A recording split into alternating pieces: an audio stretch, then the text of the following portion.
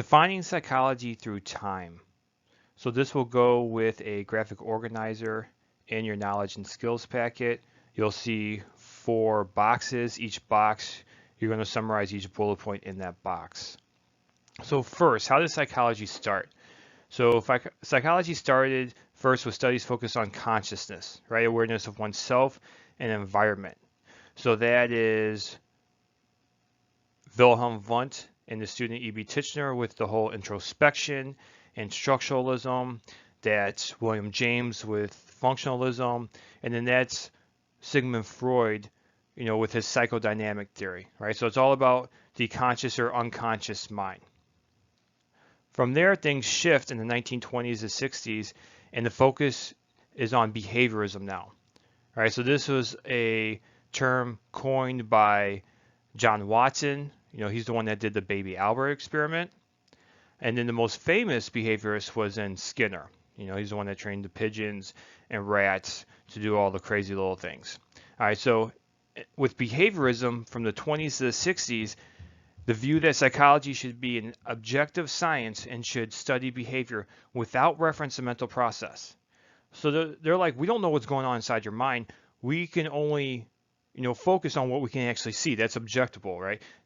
So, this unconscious desires, this introspection, we don't really know what's going on there. So the shift focused to behaviorism, and it only focused on actions that you could actually see. Then in the 1960s, the focus changed again to mental process, and especially it focused on all the different things that we can do with our minds and the testing of mental abilities. So we wanted to see how far you could stretch your mind during this time period. One of the tests that they did was LSD. If you guys have heard of that before, it's a very strong hallucinogen drug, all right, hallucinogenic drug. So they would take that, and they wanted to see how far your mind can stretch.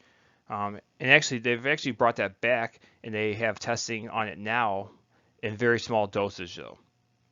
And then lastly, where is psychology today? Psychology today is defined as a scientific study of behaviors and mental processes. So we focus on your actions, but we also focus on how the mind works. And we're able to do this a little bit better nowadays because of the technology we have, and we can actually see your brain working with like PET scans and MRIs, and we'll get into that a little bit next unit.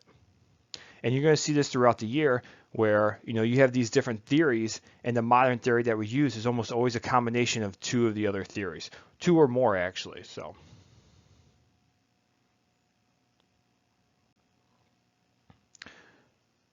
these are the approaches or perspectives, which is pretty much the same thing. These are the 7 main ones I will focus on. Your book or other things you look at might have more, but these are the 7 I'm going to focus on that will be on your test. And so you'll also have handouts on these, and you'll have some homework assignments to go with this where you have to apply this. Because there's different psychologists, and each psychologist might look at things from a different perspective, right? So you might have biological psychologists, behavioral psychologists, cognitive psychologists. So you're going to have to say, how would they approach each problem, or how would they explain each problem? So first we have biological psychologists. So this approach, they show how the body and brain enable emotions, memories, and sensory experiences. So they would be like, if there's a problem and someone has a certain issue, they're going to look at, do they have a chemical imbalance? Is something wrong with their brain? Did they inherit these characteristics? So one of the handouts that I will give you is like a perfect kind of like cheat sheet. So you kind of like fill in the blank for whatever the scenario is. And there's keywords you're looking for each one. So this one you're looking for like chemicals, like neurotransmitters, brain, genetics, things like that. Behavioral approach, the next one, is how we learn observable responses. So we've talked a little bit about that before. So some of the key things you're looking for here is, how were they trained to act this way? Did they learn this from like rewards or punishments? Were they conditioned to act this way? Cognitive, so cognitive is thinking, right? So it's all about how we encode, process, store, and retrieve information. So pretty much this is how you interpret a situation. So a cognitive psychologist is looking how someone is interpreting certain situations, right? How they process that information, the thinking about it. Evolutionary is how the natural selection of traits promoted the survival of genes. All right, so this is Darwin. So the key word here would be survival. So they're acting a certain way for survival. Humanistic is how humans can potentially obtain personal growth. So this is like the most positive of the perspectives. So it's all about becoming a better person. Psychodynamic, this is the Freudian approach. It's how behavior springs from unconscious drives and conflicts. All right, so something deep down that you're not even aware of is driving you to act a certain way. And lastly, we have the social cultural approach. This is how behavior and thinking varies across situations and cultures. So this is how one culture will approach a problem versus another culture. And it could be like big cultures, like ethnicities, or it could even be smaller cultures like one neighborhood versus another neighborhood. All right, because each neighborhood is going to look at a problem and they might look at it differently based off their cultural experiences. And lastly, we have psychology subfields. So just like the approaches, your book or other things might have more subfields, but these are the main 5 ones I will be focusing on that will be on your test. So first we have basic research. This is science that aims to increase the scientific knowledge base. So if there's like a new topic out there, we don't know a lot about it, we just want to do research on it just to learn about that topic. So that would be basic research, right? Just there's a new topic, we don't know a lot about it, we need to find more about it, and so we're just doing general research to find out more information. That's basic research. Applied research is study that aims to solve a practical problem.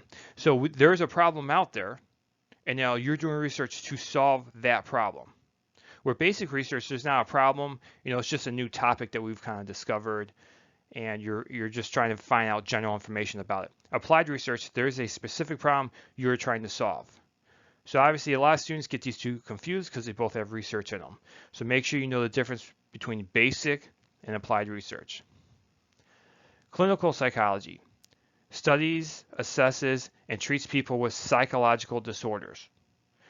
So these are therapists or psychologists who focus on people with mental disorders like bipolar, depression, schizophrenia, things like that. Where counseling psychologists, they assist people with problems in living and achieving a greater well-being. So this is more of your family therapists, couples therapy. You don't necessarily have a mental disorder, you're just going to see the psychologist or therapist for, your general well-being, just to kind of better yourself, to deal with some issues you might be having.